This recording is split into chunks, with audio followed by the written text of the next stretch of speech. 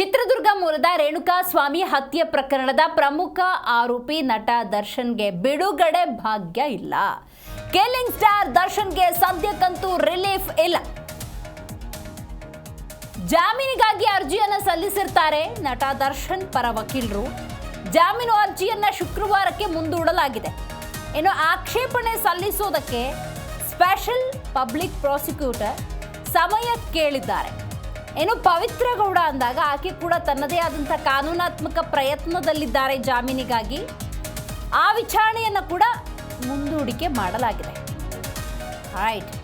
ಚಿತ್ರದುರ್ಗ ಮೂಲದ ರೇಣುಕಾ ಸ್ವಾಮಿ ಹತ್ಯೆ ಪ್ರಕರಣದ ಪ್ರಮುಖ 17 ಆರೋಪಿಗಳಲ್ಲಿ ಜಾಮೀನಿಗಾಗಿ ಹಲವರು ಅರ್ಜಿ ಸಲ್ಲಿಸಿದ್ರು ಕೂಡ ದರ್ಶನ್ ಗೋಜಿಗೆ ಹೋಗಿರಲಿಲ್ಲ. ಮೊನ್ನೆಯಷ್ಟೇ ಅರ್ಜಿಗೆ ಅಥವಾ ಜಾಮೀನಿಗೆ ಮುಂದಾಗಿದ್ದಾರೆ. ಆದರೆ ಈ ನಡುವೆ ಜಾಮೀನು ಸಿಕ್ತಾ ಅನ್ನೋದಕ್ಕೆ ನಾವು ಉತ್ತರವನ್ನು ಹುಡುಕ್ತಾ ಹೋದರೆ ಸದ್ಯಕ್ಕಂತೂ ದರ್ಶನ್ಗೆ ಆ ಭಾಗ್ಯ ಇಲ್ಲ. ಇನ್ನು ಪವಿತ್ರ ಗೌಡ ಅರ್ಜಿ ಕೂಡ ಮುಂದೂಡಿಕೆಯಾಗಿದೆ. ಕೆಲವೇ ಕ್ಷಣಗಳಲ್ಲಿ ದರ್ಶನ್ ಪತ್ನಿ ವಿಜಯಲಕ್ಷ್ಮಿ ಭೇಟಿಯಾಗ್ತಾರೆ. ಬೇಲ್ ತಿರಸ್ಕಾರವಾದರೆ ಧೈರ್ಯ ತುಂಬುವ ಕೆಲಸವನ್ನು ವಿಜಯಲಕ್ಷ್ಮಿ ಮಾಡಬೇಕಾಗಿತ್ತು. ಹಾಗಾಗಿ ಇನ್ನೇನು ಕೆಲವೇ ಕ್ಷಣಗಳಲ್ಲಿ ದರ್ಶನ್ ಭೇಟಿಯಾಗ್ತಾರೆ ಎನ್ನುವ ಮಾಹಿತಿ. ಜಾಮೀನು ಅರ್ಜಿ ವಿಚಾರಣೆ ಹಿನ್ನೆಲೆಯಲ್ಲಿ ದರ್ಶನ್ಗೆ ಫುಲ್ ಟೆನ್ಷನ್. ಹಾಗಾದ್ರೆ ವಿಜಯಲಕ್ಷ್ಮಿ ಜೊತೆ ದರ್ಶನ್ ಸಹೋದರ ದಿನಕರ್ ಕೂಡ ಆಗಮಿಸ್ತಾರ? ಕಾದು ನೋಡಬೇಕಾಗಿದೆ. ಏನೇ ಇದ್ರೂ ಕೂಡ ಚಿತ್ರದುರ್ಗ ಮೂಲದ ರೇಣುಕಾ ಸ್ವಾಮಿ ಹತ್ಯೆ ಪ್ರಕರಣ ಅಂದ ಸಂದರ್ಭದಲ್ಲಿ ಈ ಪ್ರಕರಣದಲ್ಲಿ ಜಾಮೀನು ದರ್ಶನ್ಗೆ ಸದ್ಯಕ್ಕಂತೂ ಇಲ್ಲ. ಜಾಮೀನು ಅರ್ಜಿ ವಿಚಾರಣೆಯ ಬೆನ್ನಲ್ಲೇ ದರ್ಶನ್ ಭೇಟಿ ಮಾಡೋದಕ್ಕೆ ವಿಜಯಲಕ್ಷ್ಮಿ ಮುಂದಾಗಿದ್ರು. ಇದೀಗ ಸದ್ಯಕ್ಕೆ ರಿಲೀಫ್ ಅಂತೂ ಇಲ್ಲ, ಜಾಮೀನು ಸಿಕ್ಕಿಲ್ಲ, ಕ್ಲಾರಿಟಿ ಅಂತೂ ವಿಜಯಲಕ್ಷ್ಮಿಗೆ ಗೊತ್ತಾಗಿದೆ. ಸೊ ಹಾಗಾಗಿ ಬಳ್ಳಾರಿ ಸೆಂಟ್ರಲ್ ಜೈಲಿನಲ್ಲಿರುವಂಥ ಆರೋಪಿ ದರ್ಶನ್ರನ್ನ ಪತ್ನಿ ವಿಜಯಲಕ್ಷ್ಮಿ ಭೇಟಿ ಮಾಡ್ತಾರೆ, ಧೈರ್ಯ ತುಂಬುವಂಥ ಕೆಲಸವನ್ನು ಮಾಡ್ತಾರೆ.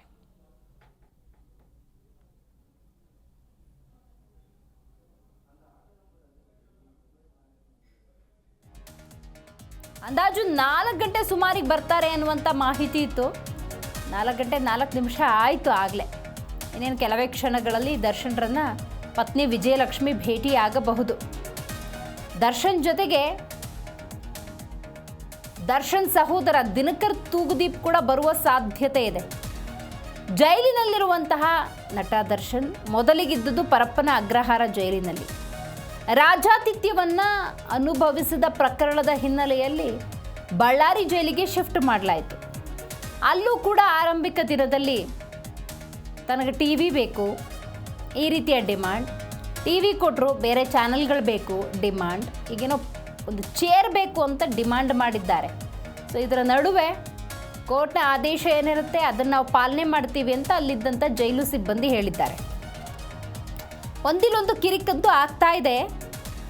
ಇದರ ನಡುವೆ ಜಾಮೀನಿಗೆ ಒಂದಷ್ಟು ಪ್ರಯತ್ನಗಳಾಗ್ತಾ ಇದೆ. ಮೊನ್ನೆಯಷ್ಟೇ ಅವ್ರ ತಾಯಿ ಕೂಡ ಬಂದು ಭೇಟಿಯಾಗಿ ಹೋಗಿದ್ದಾರೆ. ಆಗಾಗ ವಿಜಯಲಕ್ಷ್ಮಿ ದರ್ಶನ್ ಸಹೋದರ ದಿನಕರ್ ಕೂಡ ಬಂದು ಭೇಟಿ ಆಗ್ತಿರ್ತಾರೆ. ಕೆಲವೊಮ್ಮೆ ಧನ್ವೀರ್ ಕೂಡ ಆಗಾಗ ಬರ್ತಾ ಇರ್ತಾರೆ, ಯುವ ನಟ.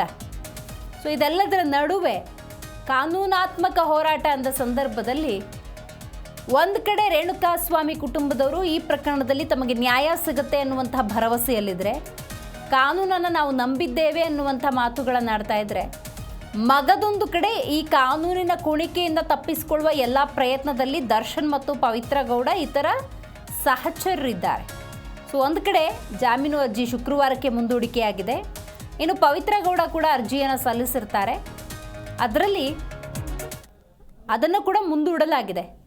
ಬಟ್ ಇಲ್ಲಿ ಜಾಮೀನಿಗೆ ಅರ್ಜಿ ಸಲ್ಲಿಸಿರ್ತಾರಲ್ಲ, ಅರ್ಜಿಲಿ ಯಾವೆಲ್ಲ ಪ್ರಮುಖ ಅಂಶಗಳನ್ನು ಉಲ್ಲೇಖ ಮಾಡಿ ಈ ಕಾರಣಕ್ಕೆ ನನಗೆ ಬೇಲ್ ಬೇಕು, ಜಾಮೀನು ಬೇಕು ಅಂತ ಕೇಳ್ತಾರೆ ಅನ್ನೋದು ಬಹಳ ಮುಖ್ಯ. ಅಂಶಗಳನ್ನು ಕೂಡ ನಾವು ನೋಡ್ತಾ ಹೋಗಬೇಕಾಗತ್ತೆ. ಇದು ಚಿತ್ರದುರ್ಗ ಮೂಲದ ರೇಣುಕಾ ಸ್ವಾಮಿ ಹತ್ಯೆ ಪ್ರಕರಣ.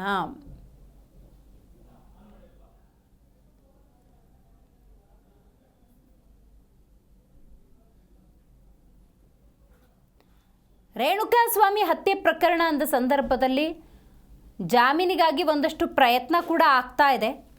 ಇದರ ನಡುವೆ ನಟ ದರ್ಶನ್ ಅಂದಾಗ ಅವರ ಅಭಿಮಾನಿಗಳಂತೂ ಕಾದು ಕುಳಿತಿದ್ದಾರೆ ಯಾವಾಗ ತನ್ನ ನೆಚ್ಚಿನ ನಟ ಹೊರಗೆ ಬರ್ತಾರೆ ಅಂಥೇಳಿ. ಇದರ ನಡುವೆ ಪ್ರಕರಣ ಅಂದಾಗ ಪ್ರಕರಣದ ಗಂಭೀರತೆ ಬಹಳ ದೊಡ್ಡದು.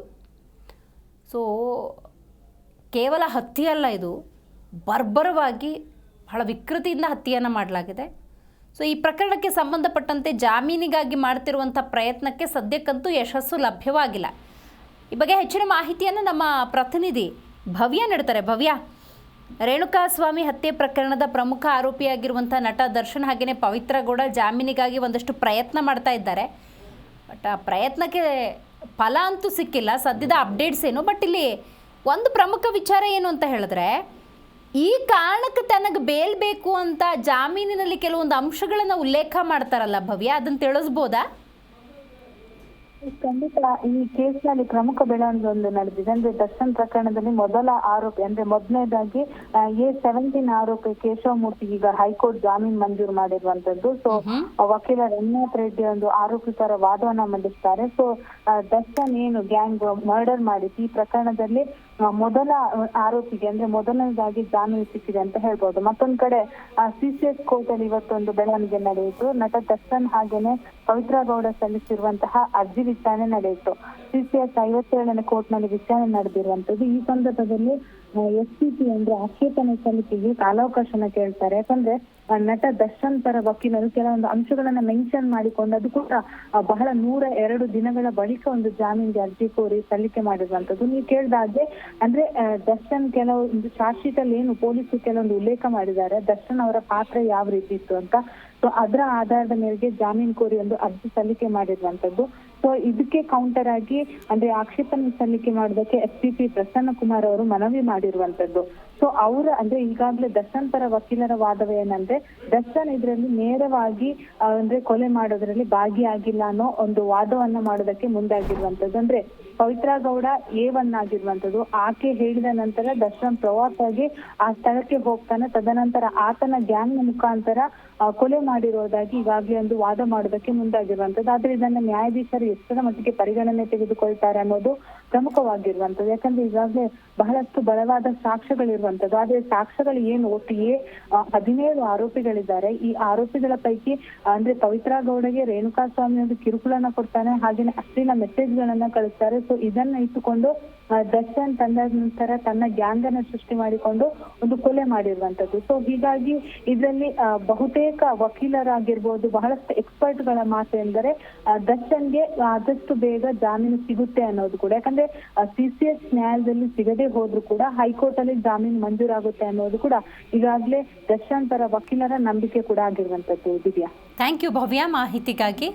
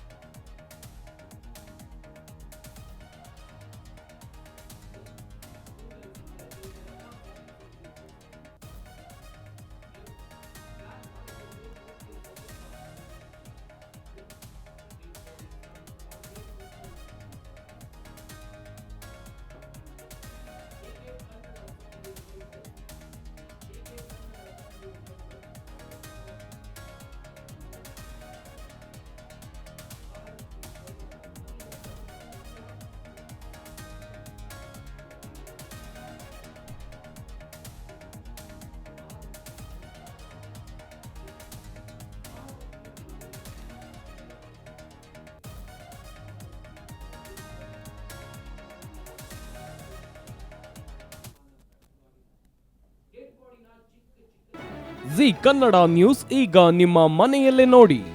ಎಲ್ಲ ಕೇಬಲ್ಗಳಲ್ಲಿ ಈಗ ಲಭ್ಯ.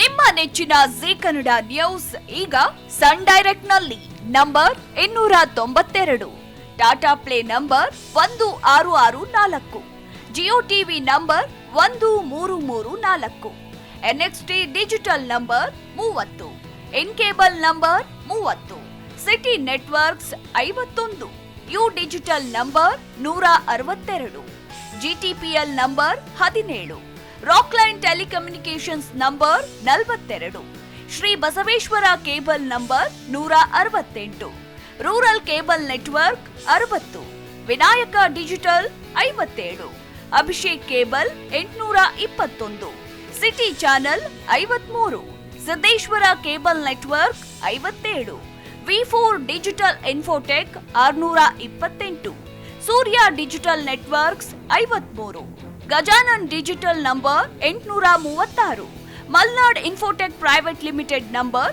56, Metrocast number 830, Victory digital number 167ರಲ್ಲಿ ನೋಡಿ ಆನಂದಿಸಿ.